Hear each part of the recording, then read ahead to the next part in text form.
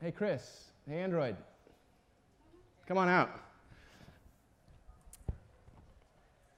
So it's true, we just got back from Esalen. There's a number of us that are here today as well. Really awesome to partner with the Transformative Tech organizers. And there's quite a bit of overlap we're finding between our two communities. So we organized the event at Esalen under the new firm that Allison Raby and I established as an experiment back in late June, with a focus on executive search for the VR industry, technical recruiting. We had a couple of other lines of business that we imagined it might contain or be a container for, including impact initiatives and impact experiences. So we really saw this summit as an impact experience. And it's the first time that I've ever produced an event with a vision and a mission. And so I went back and just read this for the first time. We ended yesterday at noon. And I think we did a pretty good job. So I'm just going to read this real quick. The vision was, we're creating a game-changing community at the intersection of VR, impact, and mindfulness. We're building and co-creating the next great gathering, informed by TED, the World Economic Forum, Burning Man, and Summit Series. Our vision is to have the same type of high-level, intimate, experiential gathering, but distributed and iterative to explore the edges of emergence, purpose, and technology. And this was the high goal. We will reestablish Esalen as the Davos of reality and our community as the UN of VR through this initial event as it becomes our annual gathering. I think we got close to that. And I think that we will have an annual gathering down there. And it's very different. Android was saying there's I don't know how many, but so many VR events happening this October, and PlayStation VR is coming out. It's just VR explosion going on right now.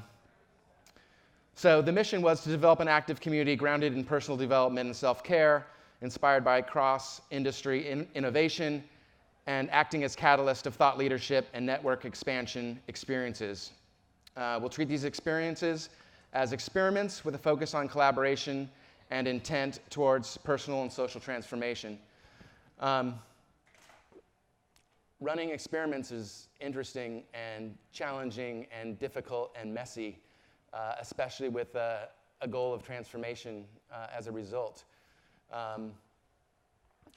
I think what happened, what I saw happen, we started, Mikey came down and kicked us off Monday morning, talking about consciousness hacking and the mind. And then we moved towards the heart and talked about social impact and how we as a community of 70 could create initiatives as a result of our 5-day gathering. We then kind of let it go a little bit more, and the participant-driven components came out in that part of the event. And what you'll hear next is we also had people kind of bring their own stuff. So it was definitely a stone soup type of environment. And Eric and Chris were with Juno VR, were one of the demos that we had at night. Android as well brought Microdose. And I think one of the most powerful things that we did was we brought 70 people together into a really awesome community. And the curation and moderation of that conversation and Esalen as a place, a very powerful place for transformation, is what made the magic happen. Not 100% sure of where it's going next, but it was a radical collection of academics and filmmakers and VR technologists and a slew of the immersive dome folks and the creations that they make and the experiences they provide for folks. We had a lot of mindfulness practitioners. So don't know 100% where we'll go, but I think it'll vector off and fractal into a lot of really interesting collaborations. And I think we'll be doing more events and looking at how we can use VR in our recruiting business. So that's what I know for now. I'll turn it over to you to say what's up. Can you guys hear me? Yes. Yeah. I have a few slides. I think we're going to start the slides. Okay, good. And yeah, thanks to James. That was an awesome week at Esalen. How many people have actually been to Esalen? Oh, that was my first time, and oof, so good. And it was really cool to share some of the stuff we're working on. Basically, Juno VR is a collaboration with my friend Eric. We started earlier this year, and our goal is basically to sort of explore, like, how do you use VR to reduce suffering? We're both like longtime meditators and have had some pretty transformational experiences. And what we realize when you put on a VR headset is that your world changes a little bit. You start to realize how malleable consciousness really is. And so this year has been largely about R&D. We haven't produced like an actual product yet, but I thought I'd share some of the learnings and some of the direction that I feel like VR is going in as an industry. And to do that, I figured I'd talk a little bit about some of the stuff we've built so far and just share a few like quick images and videos and some of the learnings that came with those. We started out saying, okay, what is the sort of state of the art in VR? What is meditation? And a lot of people are building these sort of, okay, it's just a relaxing experience. You see a 360 video, it's interesting, I feel a little bit relaxed. So we started making stuff like that, but started to leverage ideas from like Science of Awe conference, things that sort of create a sense of expansiveness from putting someone in a vast open space. And that led towards modeling out the entire sort of 16 by 20 kilometer area of the Bay Area and just starting to like play with, okay, what if you could be on top of the Golden Gate Bridge or be over it? This is Richmond Point, and so what if you could just sit up there? We were living over in Richmond Point at the time, doing a little bit of meditating up on this hill, and we would just be like, wow, what would that be like? We just build that in VR. And so we built like, this nice sunset setting over the sort of northeastern bay, and that was okay. It starts to feel a little bit more interesting. There's something a little bit more to do here. Sort of like, what is it like if you were just sitting in a rainy day, like looking out at this beautiful sort of rain trickling down? That's kind of meditative. That's interesting. And then we started getting a little bit more engaging. I'm going to go back there for a sec. And thinking, okay, how do we sort of engage something a little bit more mobile, something that engages the breath or the body in different ways? And that led toward, this is the flying experience where you use your breath to move through the environment. And it's sort of soothing music that goes with it, and the sense of kind of ethereal floating, and where you look, you fly to.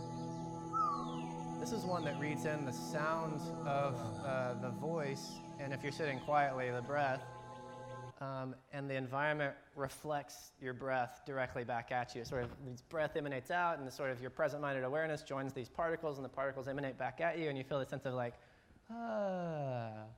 And that was just sort of, we just like stumble across these things. We'd meditate in the morning, we build some more stuff, then we meditate some more, then we build some more stuff, and then we think about how it feels as we do it, because really VR is going to have a massive impact on the way that we conceptualize ourselves and reality. And there's a lot of thought that has to go into like, what are the pieces, the levers that you can pull. As you started playing with, what does it feel like to actually have a body in VR? And so we created this avatar body, and you sit, and you like sit full lotus. It doesn't move with you, but you just start to feel a sense of, okay, this is my body, I'm here. And then once you feel a sense of embodiment, then you can start to play with that in ways. And so we say, like, this is a rock man over here to the right, who's modeled after that same guy. And so what if you were looking at the environment and empathizing with it in a way that allows you to sort of pull your sense of self out of your sense of self and then click over to the rock man? And what is that like? And so this is sort of the perspective of like, okay, you were sitting down as a human, and now you look down and you're like, oh, I'm a rock. Some of this is like fun play, but it really starts to trick the mind in a way. And this was sort of a joke playing on this idea of meta-loving kindness, of like, what if you imagine, or you're in a world where other things smile back at you? And so we just modeled out these hearts and said, okay, they can animate these to like smile at you when you look at them. And what does that feel like to be in a world where everything smiles at you, everything makes you feel a sense of love and self-acceptance? There's some really interesting stuff there. And this is another example. So now we have this breathing sensor that detects your breath.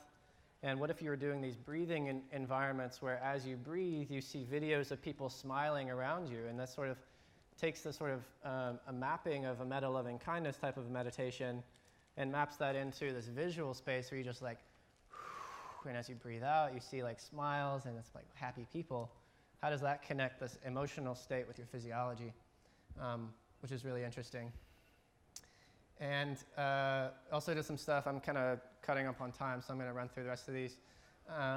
Indra's net is a common visualization about how we all reflect each other. So like, what does that look like as you sort of live in this world of infinite reflective mirrors, which is really interesting. It's like Eric loves this one because it's like helped him to visualize that himself when he's meditating. This is one that is using speech recognition to train someone towards mantras. So as you say a mantra, you get some visual feedback, and as you get visual feedback, you start to develop this sense of like, wow, like the world is responding to me, and it creates this visual reinforcement of that. May I and all beings in this universe be free from suffering. And a sort of wave of energy like washes over you, and you sort of send it at the earth, and you're in outer space looking out at the earth at the same time, which is really interesting. And it starts to burn into your brain like, wow, when I say these things, something happens, and I see the earth, and now I have this really strong idea of the visualization of what that means within this meta-loving kindness practice, which is really interesting. And then we started talking to a lot of somatic therapists and thinking, like, what does it mean if you start moving, if you get into the body? And that led towards, okay, what if you could start to work through these subconscious concepts like doubt and sort of move them away and sort of lovingly start to work through your internal baggage and shit. And really, like, as you're doing it with this nice music and it's flowy. Start moving with it. It's very, like, or something that's a little bit more ecstatic, dancey, music. You just sort of move through these movements, and that's really interesting as well. And sort of what a lot of this has led to is this interesting way of engaging breathing into VR, where you sort of breathe. This is a sensor we built into VR. And as you breathe, you see your breath in the environment. And so that leads your consciousness towards present-minded awareness of the physiology of breathing and also the visual aspect of breathing, which is leading towards all sorts of interesting ways of creating gamification around breathing. And if we can just help the world breathe more, then that's going to be really interesting. And so a couple of the key takeaways. I think VR is going to provide a big supporting role for meditation in the future, especially with visualization practices. There's a lot of people that can't visualize, and there's a ton of power in visualization. Embodied practices, all sorts of somatic therapy and somatic movement-oriented things is going to be really powerful. It's huge for just getting people into meditation. As soon as you can get them a direct experience of some sort of relief, I think it'll help people to move in that direction. And the community and the Sangha is still like hugely important. So you got to get some way of connecting with people. So I think we're going to play with some social meditation experiences next. And so let's get more people meditating. That's a little bit about me. Sorry, I went over a little bit. And that's our website if you want to follow along.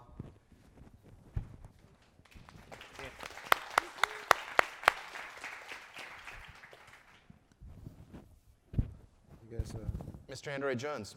hi. All right. Hi, everybody. You guys hear me okay? Cool. Yeah, it's a real privilege to be here. My name is Android Jones, and I am primarily a digital artist, and I've been working as a digital artist, making art my whole life, but I kind of turned the corner into the digital realm around '96 when I had my first Wacom tablet, and I'm currently a virtual reality developer. I thought it might be interesting to kind of talk about why virtual reality and what really has given me so much excitement and passion about what kind of makes it interesting and special. Part of it is, as an artist, over the years I've always spent a lot of time thinking about the nature of art and why it's important, why it means something else, and why we should be making art. And something I've come to the conclusion is that without, it's not really as much about the art, but without the experience that a piece of art gives, the art art has no meaning without that reflection and with the experience that we bring to it and we have with it. And I'd been thinking about virtual reality. Even my partner Fong and we actually started coming up with virtual reality concepts back in 2011. And the project we're currently involved in called Microdose VR is something that actually sprung from those initial seeds of these ideas that we had about what would it be like if we could do this and this rule didn't apply. What drew me to, I think, digital art in general was just the promise that the technology had. I'm a huge fan of tools.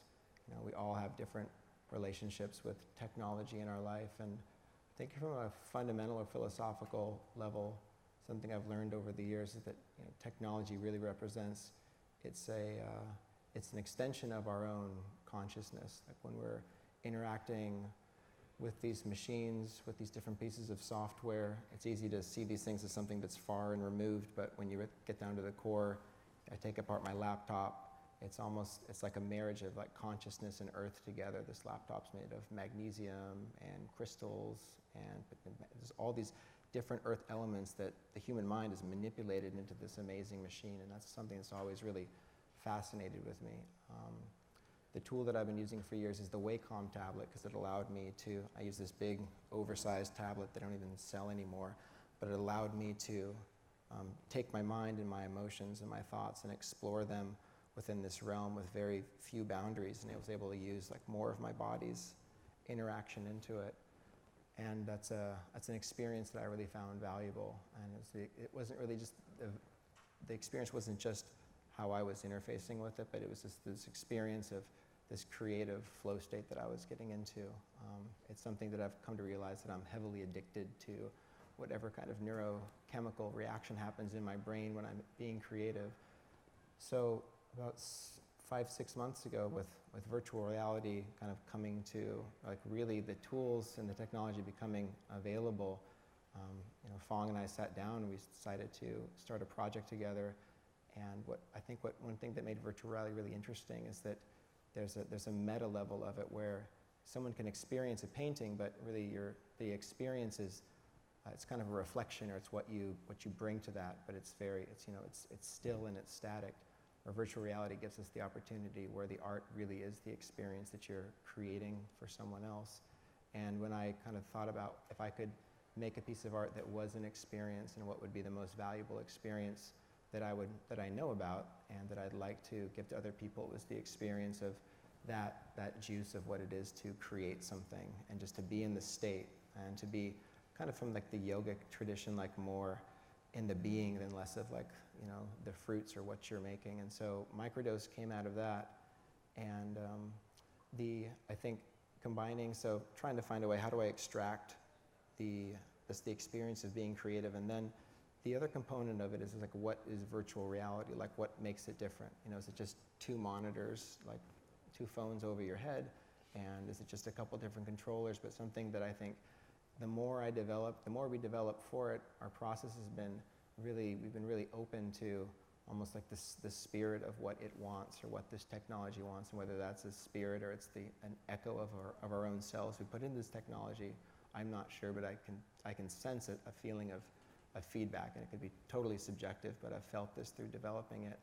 And I think the thing that I really love about this medium, what it represents to me, is that with the format and the way that we are able to experience it, it offers like there's a whole new level of intimacy that we have with being able to communicate and express ourselves with this machine. And it's really like that the intimacy is something that I find just fascinating and beautiful. I can put more of myself into this experience. And so with microdose, we're really trying to develop tools in a format where all of your movements can start turning into these beautiful, like oscillating pieces of like colorful geometry through the air, and everything has a little life cycle, and it ends and it dies. And our goals are, now we have it so your movements can become this like moving, undulating sculpture of light and shapes and geometry. We're building in musical stems, and so the next step is that all these shapes you're creating have a different stem of music they're activating that start to like remix the music that you're listening to.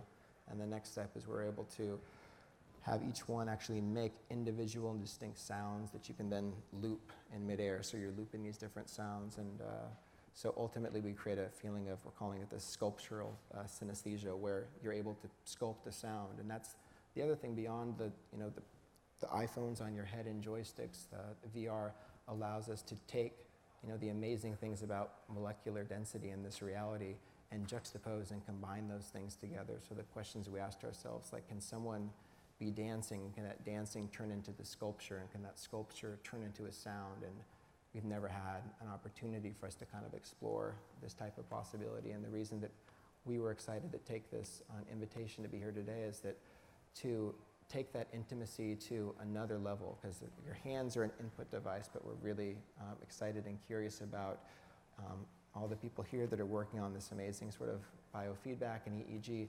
How can we take the information from a flow state and take that into data, into parameters and numbers, because we can take all those numbers within our engine and make those the variables for the size and the shape and the color. So can we create an experience that is so intimate that it knows parts of you that you're not even aware of? And then what happens with that intimacy when you're using that as the creative force, that you're making something and your creations are interacting with you? You know, one of the things I was saying today is like we want to, team and partner with people in this room so we can make an experience of microdose, so it can read your mind, then it can blow your mind. So that's what we're up to, and thank you guys for your time. That's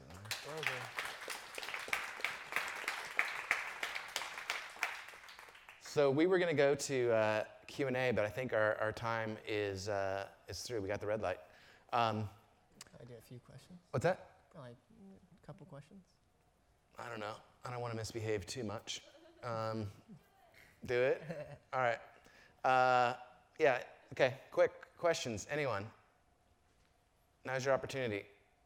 Yes? What kind of video, when you're doing the nature stuff, I don't know your name, but the Chris. nature stuff, like, is it just the same shot of a single HD or 5K shot? Or It's a CG scene rendered in a gaming engine, and so it's sort of fully dimensional, and the sort of grass is waving as the sort of pseudo-digital wind blows through, and the leaves are kind of flickering in the wind, and the sun's setting, and the clouds are moving. Over here? Have you guys had an image experience or research on how this may affect like the dream state? Do you think it makes it more vivid? Do you think it makes it expansive? How do you think it relates to it? There's a friend of ours, actually one of the participants in the Esalen retreat, named Chris Miranda. He has the reigning title of spending 100 consecutive hours in VR. He fell asleep in VR and woke up in VR, and he did attest that his dreams the week after were the most vivid dreams he had ever had in his life. I know it's an isolated piece of data, but that's what firsthand. I think it can be a really good pointer about like what exactly is the dream state, and how do these experiences sort of start to change the mind and start to tap you directly into a deeper sense of imagination, and where do you sort of draw the line between imagination and reality? I think it will eventually kind of merge those two a lot more. Well, let's do this. So the show can go on. We will go be hanging out at Microdose over there, so we don't interrupt any of the next speakers. If you guys want to get microdosed, we're just back in the back room corner over there. We got 2 units set up, and Yeah. Thank you. Sounds good. Thank you.